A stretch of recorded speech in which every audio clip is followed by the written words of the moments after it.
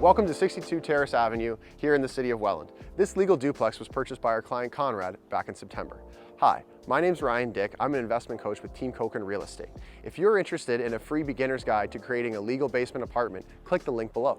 Let's go check it out. So our client Conrad got this property for a couple reasons. First reason was this main floor already had some updates to it. It had updated flooring, it had a nice layout with a wall partially removed, so we just had to do some very minor things. Another big reason why we decided to choose this property was because of the style. It's a raised bungalow, which means it has very high ceilings in the basement, as well as big windows for lots of natural light. The final reason is the neighborhood. It's in a really family-friendly neighborhood. There's a lot of families around here, good mix of renters as well as homeowners, so it's a really nice property to get some high quality tenants. So one of the really cool factors about this property was that we actually purchased another property with one of our other clients that was just down the road. So when we were looking for properties with Conrad here, we were able to actually show him what a finished result of the project would look like, which I think oftentimes really helps the client kind of visualize what this might end up looking like. We also, because of that, had a really good idea of what our rental budget was going to be, because doing one with the same layout and the same square footage just down the street, we were really able to kind of get our numbers in line, which was a key factor to being able to make a decision, particularly in a hot market where you've really got to kind of push your numbers. So when we submitted the offer, at that time, the market was fairly hot, so most things were going in multiple offers without conditions. This one was listed with a projected offer date for a Monday. However, we saw this a bit earlier in the week, and we knew that based on what other properties had sold for in the area,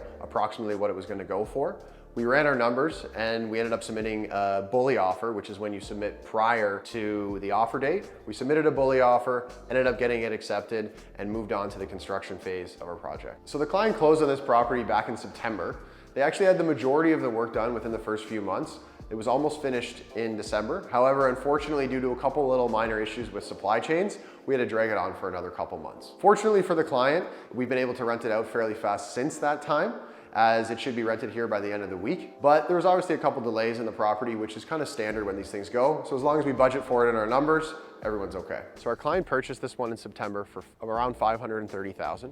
He's got about 120 into it, bringing his total up to 650, and he should be bringing in about 1550 and 1950 on the rental side. All said and done, he should have a nice property that's going to carry itself, have a little bit of cash flow, and he'll be able to recoup his rental costs on the refinance. On the refinance side, the client was actually a mortgage broker who purchased this property. When he went through the refinance process, he actually got an appraisal that was less than he wanted. Unfortunately, the lender that he was using for the refinance wasn't allowed to pick the appraisal company that he was using for it. So the appraisal actually came in at around 660 initially. However, the client was able to go back and redo another appraisal, and we're still waiting on that final number. It should ultimately fall in around the 725 range, which we've seen a couple times now for properties like this. That's one of the things that can often happen whenever you're doing a project like this, when you're doing a renovation and then trying to recoup the renovation funds afterwards. Depending on what's happened in the market, how a particular appraiser is going to see that property and see the value of a duplex, you may or may not get the number you're initially looking for. One key factor to remember in that is that you can always go back and ask for another appraisal, whether that's with the same appraiser or a different appraiser or an entirely different company.